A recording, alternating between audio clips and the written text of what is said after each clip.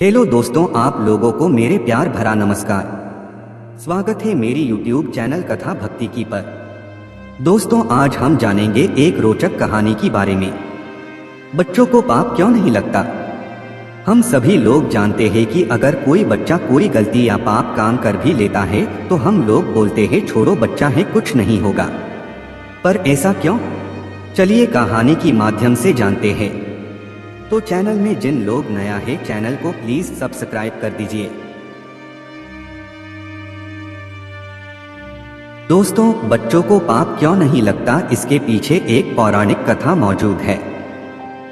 एक बार की बात है, मांडव्य मुनि अपनी कुटिया में तपस्या कर रहे थे। मांडव्य मुनि अपनी तपस्या में इतने लीन थे कि उनके आसपास क्या हो रहा है उन्हें पता ही नहीं था। एक दिन क्या हुआ कि कुछ चोर राजा के यहाँ से कुछ चीजें चुरा कर ले गए। चोरी करने के बाद वह चोर राजा को दिख गए और राजा के सैनिक उन चोरों का पीछा करने लगे। अपनी जान बचाने के लिए वो चोर मांडव्य मुनि की कुटिया में जाकर छुप गए। चोरों ने चोरी का सारा सामान मांडव्य मुनि की कुटिया में छिपा दिया। जब वो तपस्या कर रहे थे, तपस्या में लीन मांडव्य मुनि को कुछ भी पता नहीं चल पाया।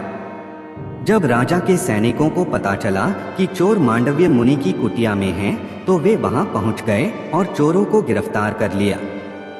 सारा चोरी का सामान कुटिया में बरामद किया गया। राजा के सैनिकों को लगा कि मांडव्य मुनि ने जानबूझकर चोरों को अपने आश्रम में छिपाया था। अब गलत का साथ देने वाला भी गलत ही होता है, और इसी नियम को ध्यान में रखकर राजा के सैनिकों ने मांडव्य मुनि को भी गिरफ्तार कर लिया। जब मांडव्य मुनि और चोरों को राजा के सामने न्याय के लिए उपस्थित किया गया तो राजा ने सबको सूली पर चढ़ा देने की सजा सुनाई। राजा का आदेश पाकर सैनिकों ने ऐसा ही किया। मांडव्य मुनि ने राजा से कुछ नहीं कहा, क्योंकि वो जानते थे कि मनुष्य को जो भी दुख मिलते हैं वह उसके अपने पापों के कारण ही मिलते हैं। जब चोरों को सूली पर चढ़ाया गया तो वे सब तुरंत ही मर गए, लेकिन मांडव्य मुनि तो तपस्वी थे, इसलिए वे जिंदा बच गए। जब राजा के सैनिकों ने देखा कि मांडव्य मुनि सूली पर चढ़ाने के बाद भी नहीं मरे तो उन्होंने राजा को यह वृतांत बताया। राजा को लगा कि उससे बड़ी भारी भूल हो गई है और उसने निर्दोष को सजा सुना दी है। राजा यह सोचकर डर गया कि ऋषि उसे अब कोई श्राप जरूर देंगे और वह अपना राजपाट खो देगा। राजा भागता हुआ मांडव्य मुनि के पास गया और उनसे क्षमा मांगने लगा। मांडव्य मुनि ने राजा को तुरंत ही क्षमा कर दिया, क्योंकि वह बहुत बड़े ज्ञानी थे और जानते थे कि राजा की इसमें कोई गलती नहीं थी, वह उनके पाप ही थे जिनकी वजह से यह सब हुआ।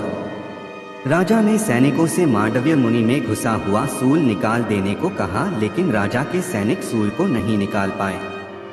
मांडव्य मुनि को बहुत दुख हुआ और आधा शूल उनके अंदर ही फंसा हुआ रह गया।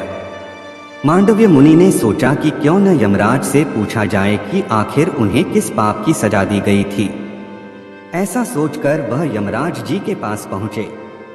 मांडव्य मुनि और यमराज बहुत ही अच्छे दोस्त हुआ करते थे, इसलिए यमराज ने मांडव्य मुनि का स्वागत किया। स्वागत सत्कार के बाद दोनों में बहुत सारी बातचीत होती रही। इसी बीच मांडव्य मुनि ने यमराज से पूछ लिया कि उन्हें किस पाप के कारण सूली पर चढ़ाया गया था। यमराज जी ने मांडव्य मुनि से कहा कि जब वो छोटे थे तो एक बार उन्होंने एक कीड़े को लड़की से छेद कर मार दिया था। इसी पाप के फलस्वरूप उन्हें सूली पर चढ़ाया गया। इतना सुनकर मांडव्य मुनि आग बबूला हो गए और यमराज के द्वारा किए गए इस निर्णय को उन्होंने गलत ठहराया। मांडव्य मुनि ने कहा कि बचपन में सही और पहचान किसी को नहीं होती, इसलिए बचपन में किया गया पाप इतनी बड़ी सजा के लिए जिम्मेदार नहीं हो सकता। मांडव्य मुनि ने यहाँ पर बताया कि बच्चों को पाप क्यों नहीं लगता। बच्चों को पाप क्यों नहीं लगता, इस पर मांडव्य मुनि का कहना है कि क्योंकि बच्चों को सही और गलत की समझ नहीं होती, इसलिए बच्चों को पाप नहीं लगता। मांडव्य मुनि ने कहा कि यमराज के निर्णय में चूक हुई है, इसलिए उन्हें आगे से किसी के साथ न्याय करने का अधिकार नहीं। मांडव्य मुनि ने श्राप दिया कि यमराज को एक दासी के पुत्र के रूप में पृथ्वी पर जन्म लेना पड़ेगा। यमराज ने महाभारत काल में महात्मा विदुर के रूप में जन्म लिया, जो भगवान कृष्ण के महान भक्त थे। मांडव्य मुनि ने तभी से यह नियम लागू किया कि 14 साल से कम उम्र में किए गए पाप की सजा किसी भी व्यक्ति को नहीं मिलेगी।